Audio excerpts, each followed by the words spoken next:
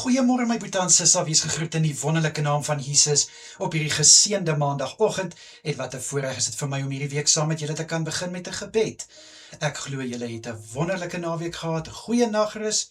En dan vir die wat moes gewerk het, weet ek sommer julle gaan nou goeie rus inkry en baie lekker slaap.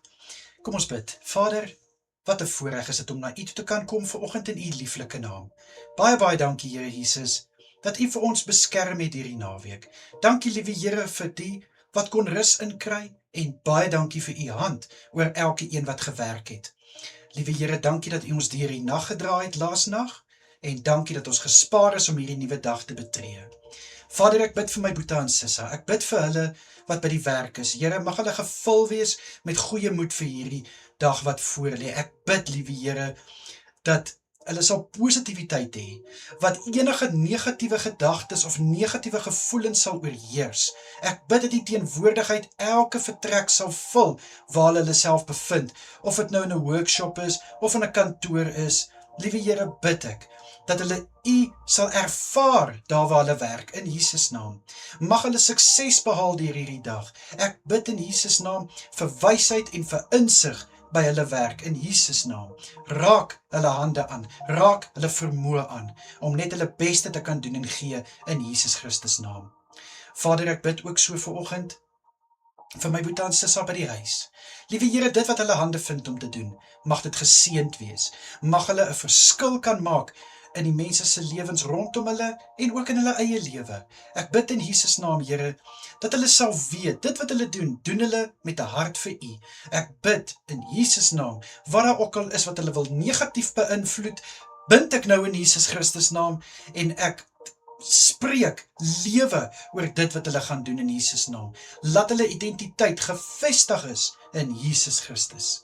Vir my boetie en sissa wat kan gaan slaap na laasnag se werk, bid ek, Here, dat hulle goeie rus sal inkry. Mag hulle kalmte beleef wanneer hulle slaap, rustigheid ervaar, sodat hulle verfris en versterk sal wees vir die volgende skof wat voor lê, in Jesus Christus naam.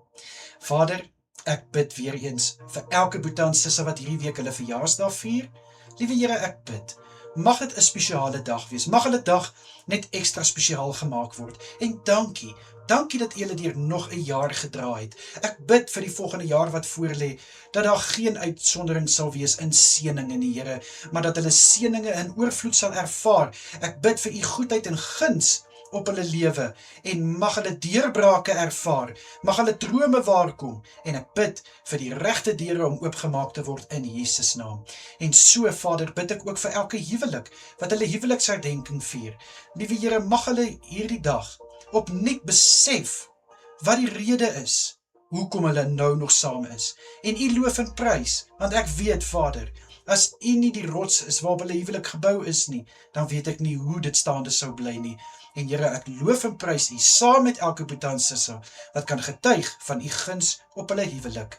Ek bid vir die nuwe jaar wat voor lê, dat die liefde tussen mekaar net sal sterker en sterker word.